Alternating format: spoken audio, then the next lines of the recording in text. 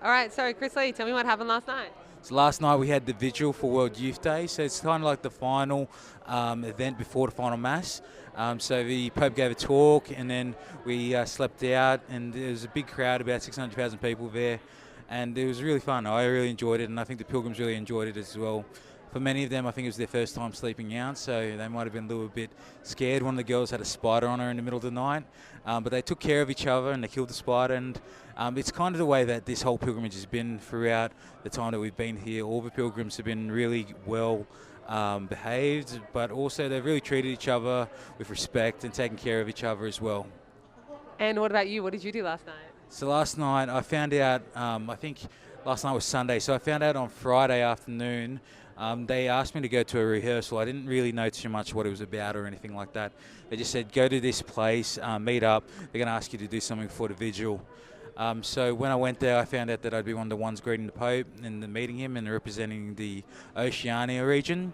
So it was broken up into 5 regions. So it's Oceania, Asia, Europe, Africa, and the Americas. So I was the representative for Oceania, so Australia, New Zealand, the Pacific Islands, and all that kind of stuff. So I was very blessed to be able to take part in it. I didn't expect it.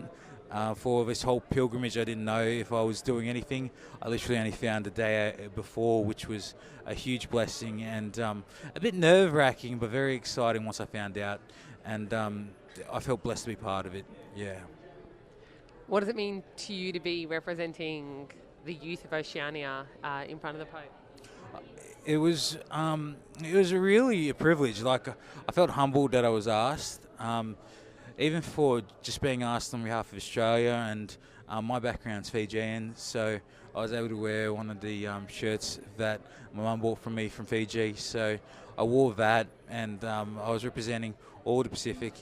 And I think it was one of those moments where it was a little bit surreal. I didn't really take it in too much, but there was a few moments there where I was standing up on the stage, and I remember that the Pope just started walking towards me, and I was like, this is crazy. He's just walking over to me now, and you see him all in the videos, photos. You see him in those kind of framed photos in all the churches in the Archdiocese, but he was just standing right in front of me, which was very exciting. Another thing I recognised was when we were having adoration, we were both facing this different directions. So he was facing one way, I was facing another. We were both facing Jesus. But I saw a few times throughout the adoration, it felt like we were both just staring at each other.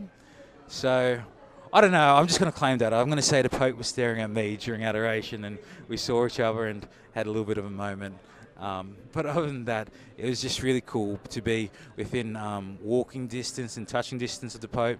And when he processed out with Jesus and the monstrance, it was beautiful as well. So I really loved being part of it.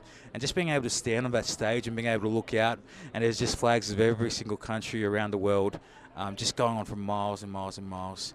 It just reminds you how universal the church is, and how proud I am to be part of it as well.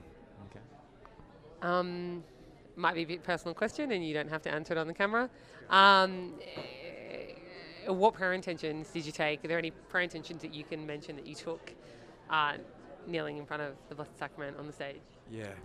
The main prayer intention I took was for my family, obviously. It was my little sister's birthday yesterday. I didn't get too much time with the Pope, but I wanted to see if I could get him to wish her a happy birthday. So I was just praying for her on her birthday. I was praying for my mum and my sisters, and my brother down in Canberra who's starting to be a paramedic. I also prayed for our pilgrimage group and just the church in Sydney and Australia in general. I think we're in a challenging time at the moment to be Catholic and to be a young person and be Catholic. But it's a very exciting time as well. I just keep thinking about how this pilgrimage has felt so anointed. There's a lot of special people on this pilgrimage, and there's been a lot of unique experiences which no other World Youth Day pilgrimage will ever have again. That we've shared in, and I just feel so blessed to be able to lead this group, because we've had a lot of huge conversion stories, and we've had a huge amount of people, just a crazy kind of openness to God's will. A lot of them were saying that before this pilgrimage they'd just say no to religious life or would just be scared of it.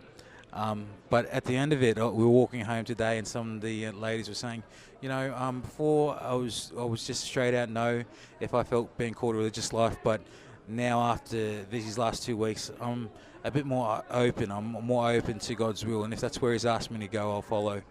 So I think Archbishop Anthony's got a few interesting conversations that he needs to have over our retreat, and I'm looking forward to seeing them have a conversation with him and some spiritual direction, because that's very unique as well.